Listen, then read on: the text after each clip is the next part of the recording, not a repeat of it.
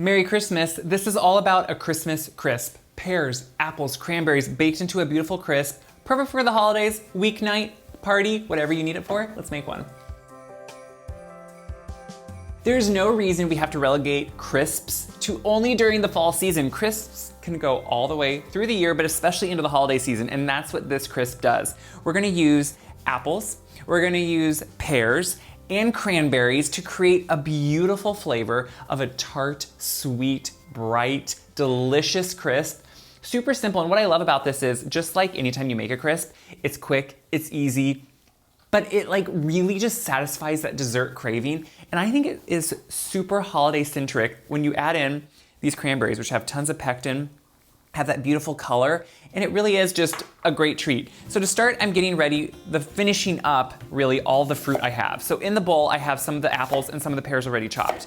Now what I'm doing, and you can see, is I'm just going around that core and then I take it out. The thing is, what we're doing to mix these, it's more just so you have a flavor combination. If you did all cranberries, they kind of just create themselves once they bake into a jam.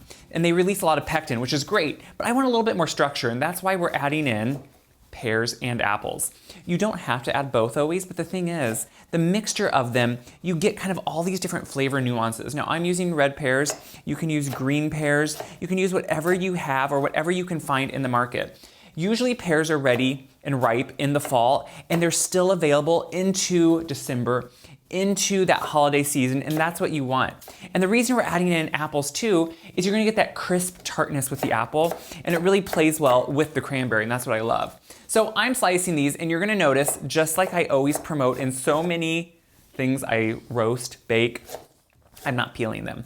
It's a texture thing. If you have a thing against peels, my mom sometimes doesn't like peels, and I get it. You're not used to them, you may not like them. You can peel them.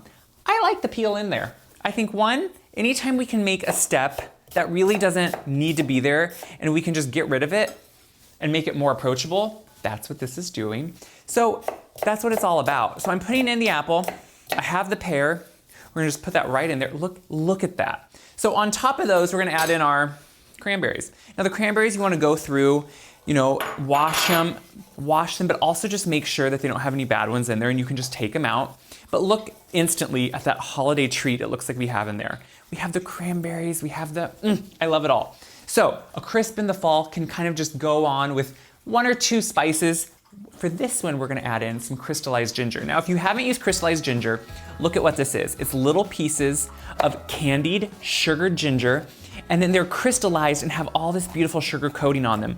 Honestly, they taste like candy, but if you eat one, it's this strong, beautiful ginger flavor. So it's not just candy, it has so many flavor nuances. And what's amazing about it is, it really amps up that ginger and adds this amazing ability to just have something in there that I feel like when everyone tastes it, they're like, what is that? And you're like, oh, it's crystallized ginger. And you're just so glad it's in there. So I'm adding in all those bits and pieces that I'm chopping up. And now I wanna add in a few other obvious things that need to go into the base. A little bit of sugar. Now you're gonna notice we're not putting in a huge amount of sugar. The thing is, pears have sugar, apples have sugar, even cranberries, while they're tart, they do have some sugar. So we don't need to amp it up too much. A little bit of thickener, that's gonna be cornstarch. And we want just enough that it doesn't make it gluey, but it holds it together. You want a little bit of viscosity once it's baked, but you want it to, have a little oomph to it. And then some cinnamon. So to me, cinnamon, with one errant little cranberry in my teaspoon, a little bit of cinnamon is gonna play well with that crystallized ginger. We're gonna put a little bit more in the streusel topping. And now I need to add in some brightness. That's gonna come from citrus. So sometimes in a crisp, I'll use lemon. This is gonna be orange. And if you are used to cranberries at all, the reason we're doing orange is because cranberries and orange they wanna be together. They're like tomatoes and basil. It just makes sense when you put orange with cranberry, and you're gonna be glad you did. It's a brightness, it's a flavor, but really that's what we're more important here is that bright citrus pop. So I'm adding in some of the zest, so I just put it on my microplane, flip it over, put it all right in there, and then I'm gonna cut my orange in half, and I'm gonna add the juice. So the juice is important only because it starts getting the juices rolling out of the fruits.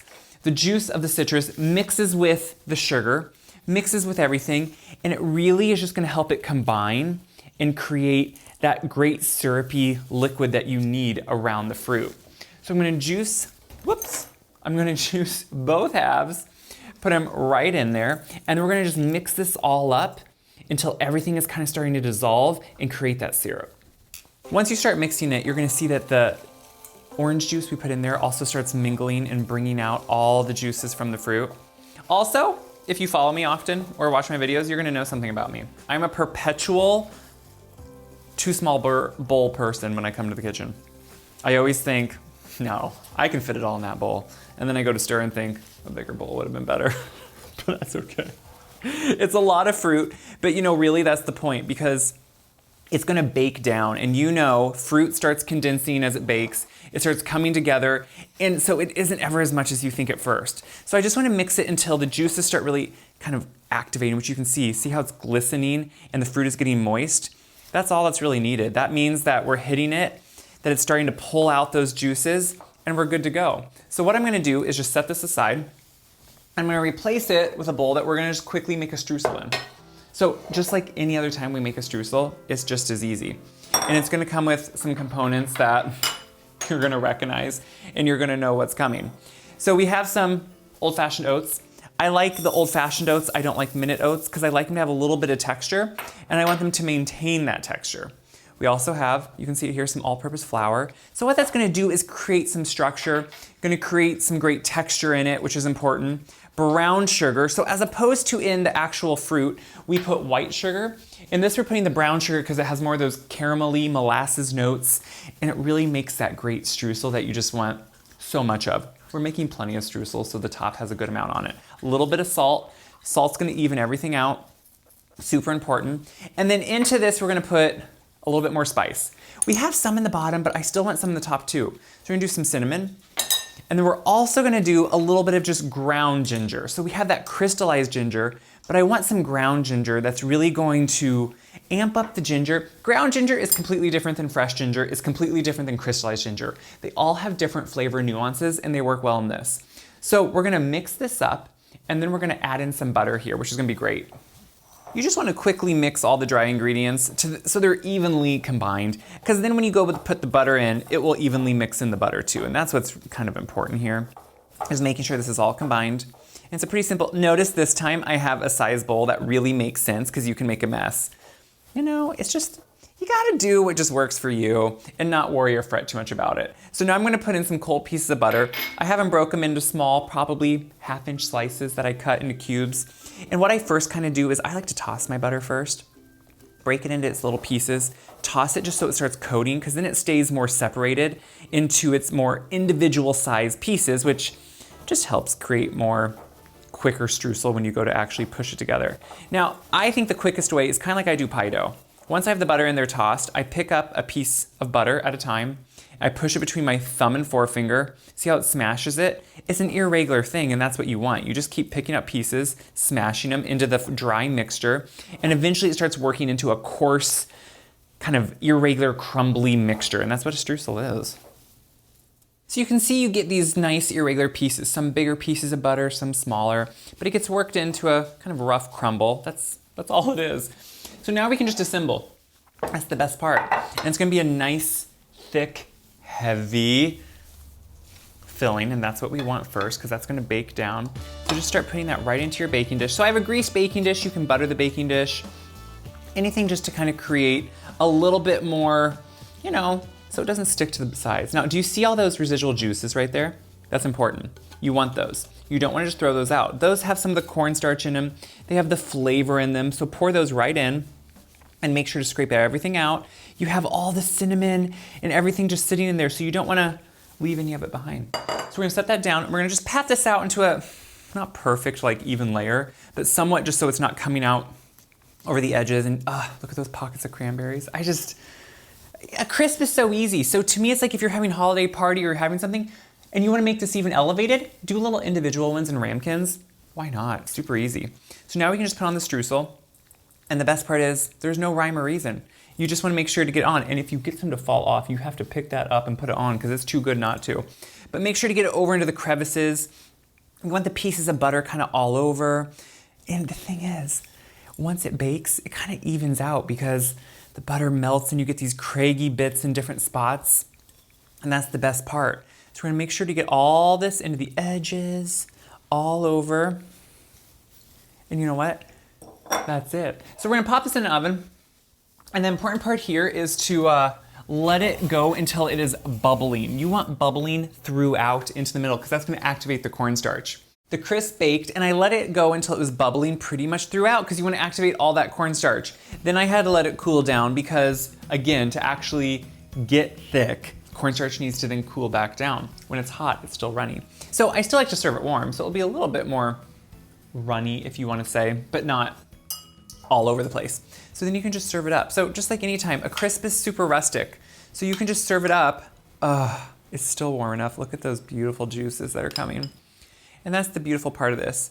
You get some of that beautiful, almost sauce-like liquid in the bottom, which by the next day, if there's any left, that's all thick. But this is my favorite part. Serve it with ice cream if you want. But you know, in the winter, you also don't always need it if you don't want to be the cold component and just serve it warm. You can do some whipped cream.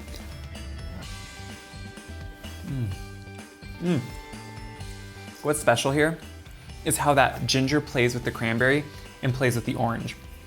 So that cranberry has a tartness to it. Definitely the sugar helps sweeten, the apples and the pears help sweeten, but then that ginger comes through. And you get that beautiful ginger. I just love that flavor. You get it in different levels. There's a little bit in the streusel of the just ground ginger, but then there's the crystallized ginger. And that is delicious how it melts into just that bottom layer, especially when you mix in that warming spice of the cinnamon. This to me is really comforting. It's really warm, but it's also festive. With the cranberries, with the pears, everything comes together into a really beautiful festive dessert. Weeknight, make it for a special meal or gathering you're gonna have.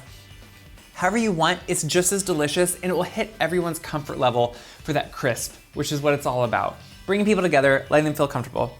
So what do I hope you do with this recipe? I hope you make crisp and make it a Christmas crisp. That's the whole point of it. I also hope you share this recipe around because when you share these recipes, of course it helps me, but it helps everyone else see if I can do it, anybody can do this. It's super easy, it's doable to make this at home, make good food at home and enjoy it. So gather people around, enjoy a good Christmas crisp. Check my website, wiseguy.com. That's where all these recipes live. And have something that's good.